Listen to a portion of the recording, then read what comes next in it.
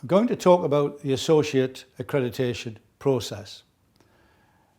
People apply for associate accreditation for a number of reasons, and we have spent a long time in developing the criteria that reflects the work that they would do in supporting and advising schools. The associate assessment criteria was developed over a number of years and is now deeply tested and grounded. We've tested this process with many people, with large groups, small groups, DFE advisors, local authority advisors, multi-academy trusts, teaching schools alliances, and individual schools and colleges, and we feel we've got it right. The associate assessment contains 20 criteria and is divided into 3 parts: advisory skills, governance, and school improvement. Let us look at advisory skills first. And again, as I've said, and I would stress over and over again, the work we did in developing these core skills and knowledge was significant. But in the end, it comes down to very simple descriptors.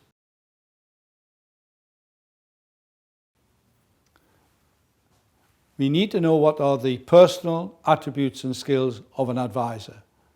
What are the key personal, that's your emotional intelligence, how you approach people, how you work with people, and skills, which is about the expertise you can apply in the role.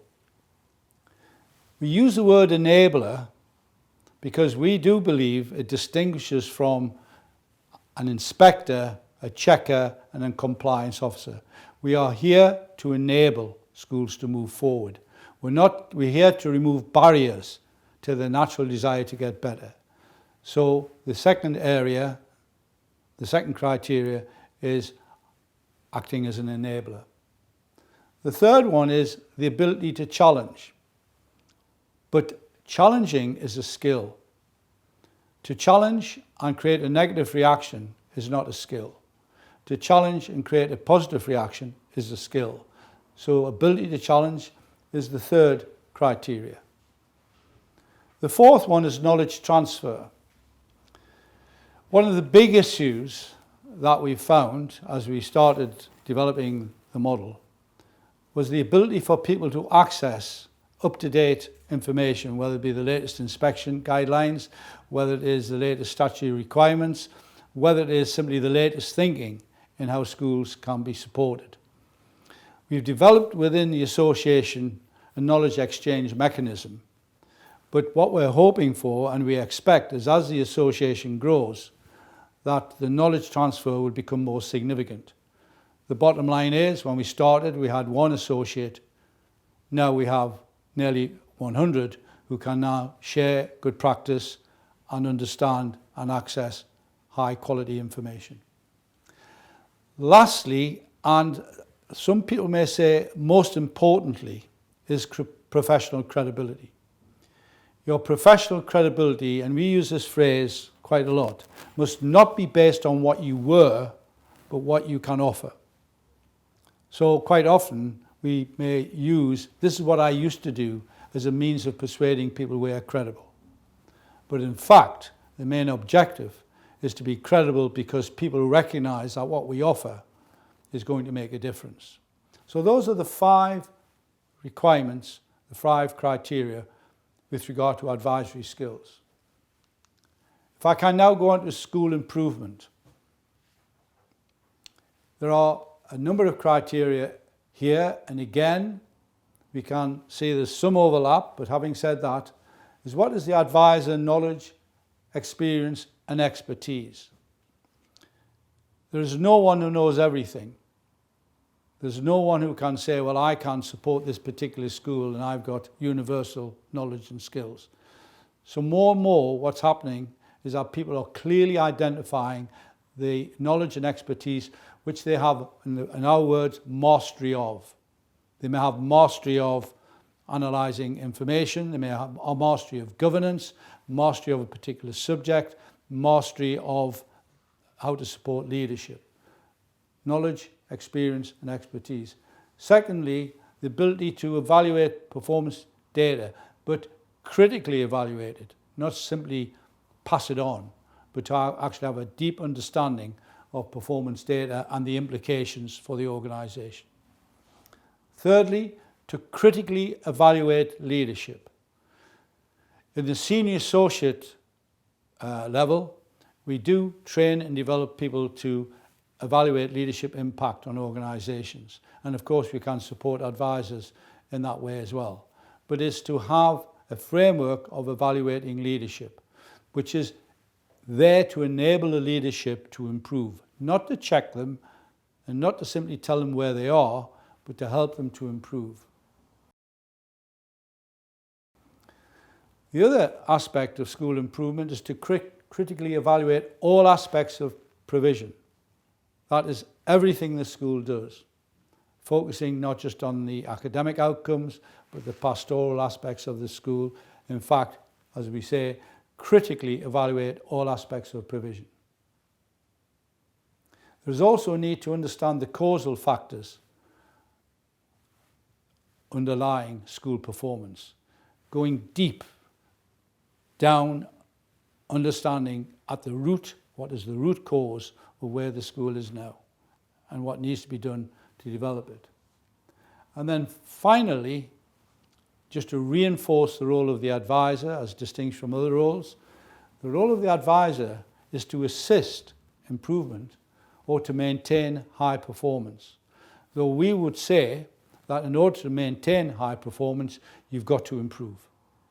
So those are the aspects of school improvement. Again, you'll have more detail about this by the people who are particularly focused on these areas. And then we come into governance skills. And as you can see, there are a number of key criteria here. The ability to assess and advise on governance roles, responsibilities and relationships. And this is a complex area now. We have MATs with highly complex relationships. Well, in a sense, some are very different to others and how they interrelate. And then you have small schools or local authority schools may have a different form of relationship. So that's quite important that you start with the relationships. A big issue, of course, is advising on transparency, accountability and financial oversight. And there we very much relate to the Nolan principles of public life. So we would expect the advisor to be concerned about proper behaviour and procedures. There is a role of the advisor to promote good governance. Again, that's part of the knowledge exchange. And this is where the advisors come into their own. I've worked with a school, I've seen some good examples. Can I promote this good example with you?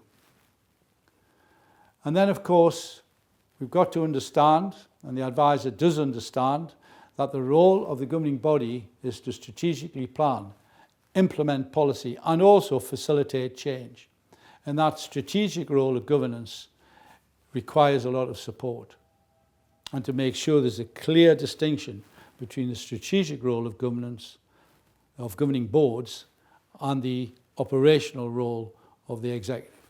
And finally, the two key requirements of any governing board and any governance system is it impacting on the effectiveness of staff performance, and is it impacting on the school performance?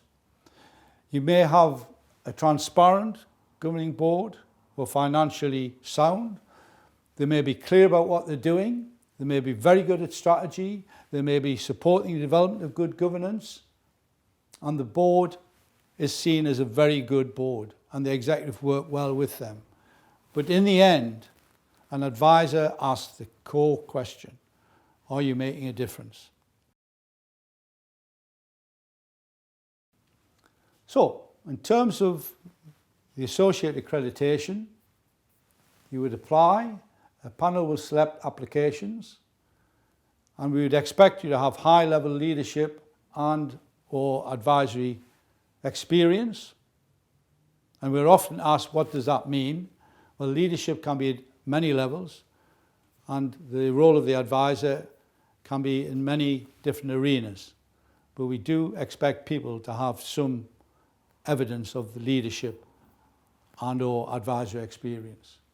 There is a 360 evaluation, there is an interview, you would then construct a portfolio, and you construct 2 portfolios, one focused on governance and one's focused on school improvement.